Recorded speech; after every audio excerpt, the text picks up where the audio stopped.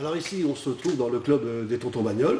Hein. Les Tontons Bagnoles, donc c'est une association que l'on a créée en 2016. L'idée vient de cette première voiture que j'ai acquise en 2015. Et puis avec des copains, on a décidé de créer ce club. Alors, il regroupe surtout des passionnés de voitures populaires des années 50-60. Donc on s'est installé dans ce chai. Enfin, c'est un ancien chai dans lequel on a fait donc, toute cette partie ici. On a fait la partie principale où on se retrouve, avec le petit bar bien sûr. Et tout autour, on a des emplacements où on stocke nos vieilles voitures.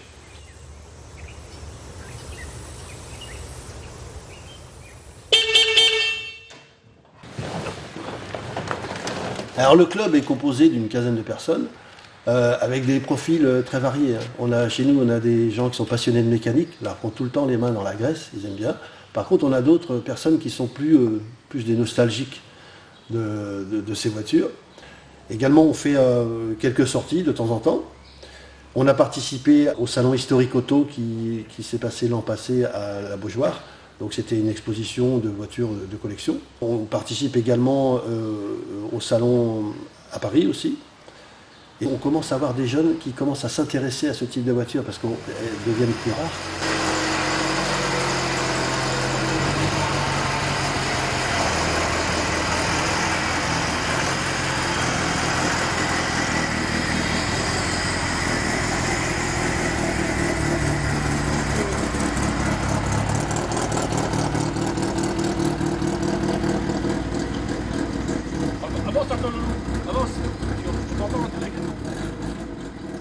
Alors, les Tontons Bagnoles, pourquoi?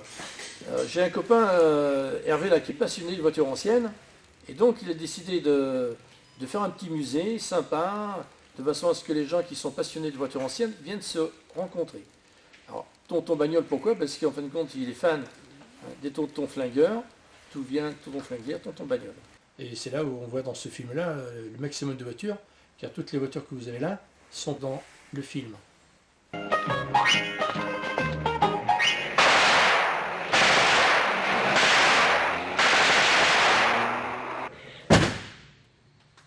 Alors là c'est une DS. Hein. La DS, c'est vraiment une des voitures les plus mythiques. Hein. Moi, ça me fait penser à deux personnes. Une personne qui ne tourne pas dans le cinéma, c'est le général de Gaulle, hein, qui utilisait des DS, le petit Clamart, hein, qui peut rouler sur 3 roues. Et puis, bien sûr, Louis de Funès. Hein. Louis de Funès, il va falloir que je fasse un petit nettoyage de printemps. Hein. Alors, Louis de Funès, dans Fantomas, hein, la DS, bon, celle-ci est rouge, mais l'autre était noire. Dans les années 80, un petit peu avant, il y avait des bandes dans le Finistère qui déboulaient avec leur DS, foutaient un peu le bazar dans les bourgades. Et on peut la retrouver dans des films, souvent dans des films modernes. Hein. Elle représente une voiture du futur. Et c'est assez marrant. Ouais. Dans Retour vers le futur, à un moment donné, vous voyez une DS passer. Voilà. Alors, question que je me pose, comment ça se fait qu'elle fume celle-là? De l'huile. Hein? De l'huile, c'est ça?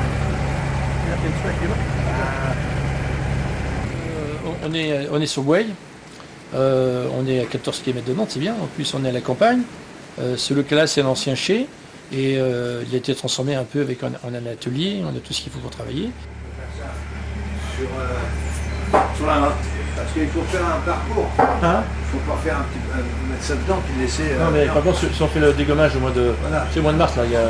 Quand tu vides un réservoir, toi, tu fais le plein, tu mets ça dedans et puis on fait 200 km. Ouais, même pas au 100 bornes dans la journée.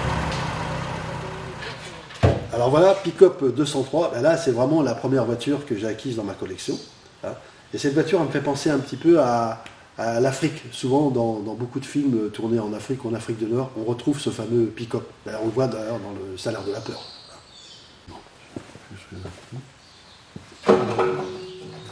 C'est la frégate de chez Renault. Hein. À l'époque, c'est une voiture qui date des années 55-60. C'était un peu pour concurrencer la DS. Hein. C'était le haut de gamme de chez Renault. On est top pour la nationale 10.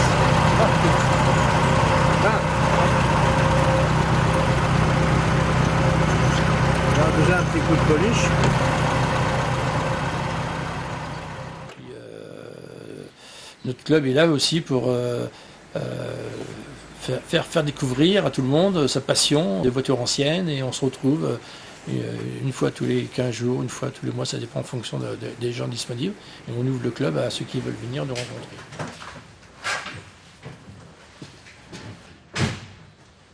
Alors là, c'est une poire des années de 1953. La particularité de cette voiture, c'est que les coques étaient faites en alu. Alors on la retrouve avec Belmondo dans les Morphalou. Alors on a la petite Renault, la Dauphine. Alors, la particularité de la Dauphine, comme des autres Renault, la 4 chevaux ou la R8, c'est que le moteur n'est pas devant, il est derrière.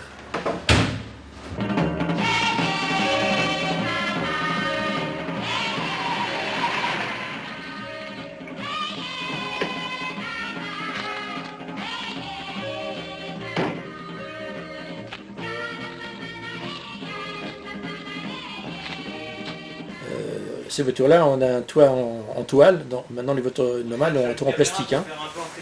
Donc là, je suis en train de reculer parce que malheureusement, ça se décolle. Ça perd un peu de... C'est pas la première jeunesse. Hein. Donc il faut qu'on entretienne les voitures de façon à que au moins ce soit propre.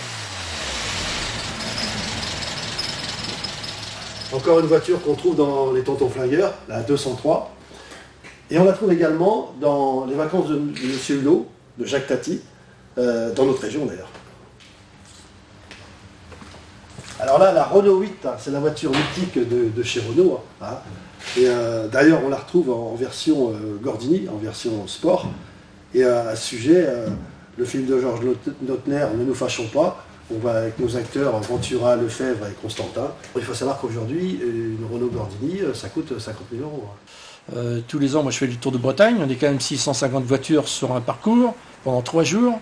On fait 100-150 km dans la journée. On est sur le terrain avec des voitures de toutes les années. Et une mixité de personnes de tout âge socio-professionnel, avec des voitures qui valent beaucoup d'argent.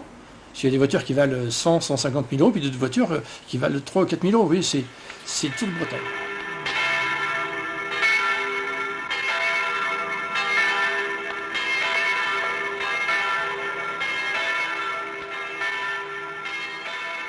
Alors là, c'est la petite voiture de chez Renault, la 4 chevaux. Il faut savoir que c'est une 4 places.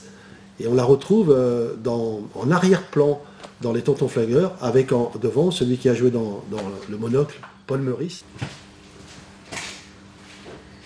C'est la Mi-6 de chez Citroën. Bon, déjà, on la retrouve aussi dans les Tontons Flingueurs.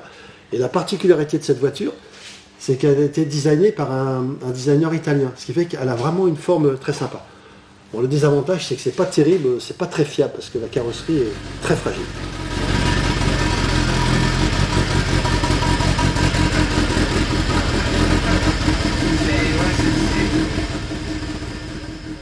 Par rapport à mes activités que j'ai aussi d'associatif sur Nantes, moi j'ai besoin de venir décompresser. Donc 2 fois par semaine, je viens le matin, je passe ici 3-4 heures, et je suis ici en train de me ressourcer, parce que j'ai besoin de ça.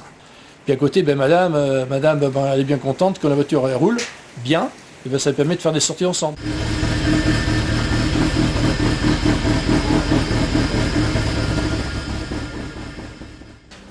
Une de nos voitures préférées, hein, c'est la traction. Alors la traction, on la trouve une fois côté méchant, puis une fois côté gentil. Hein. Bon, elle a servi pendant la guerre, hein, côté Gestapo, mais également elle a servi côté FFI résistant. Hein. On la retrouve dans plusieurs films, hein. Moi je pense à L'Armée des Ombres, mais également au film de Pierre Tchernia, hein, Le Viager. D'ailleurs, la scène finale, j'adore la scène finale, hein. Tu as Depardieu et puis le Brasseur qui font exploser le feu d'artifice dedans, et puis ça fait un beau feu d'artifice extérieur.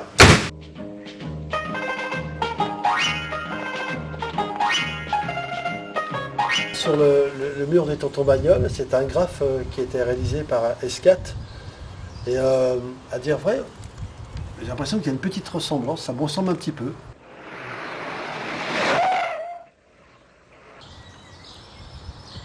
C'est une Simca Chambord, hein, qu'on retrouve bien sûr dans les Tontons Flingueurs. Hein. C'est la voiture de l'homme de main. Pour moi, c'est une voiture magnifique, quoi. Elle a les formes superbes, avec, vous voyez, ces petites ailes derrière, la calandre à l'avant. Et donc, c'est une voiture que j'utilise régulièrement. Alors, pourquoi elle est à l'abri? Parce que c'est quand même un petit trésor, donc c'est pour ça qu'on la garde dans ce garage fermé.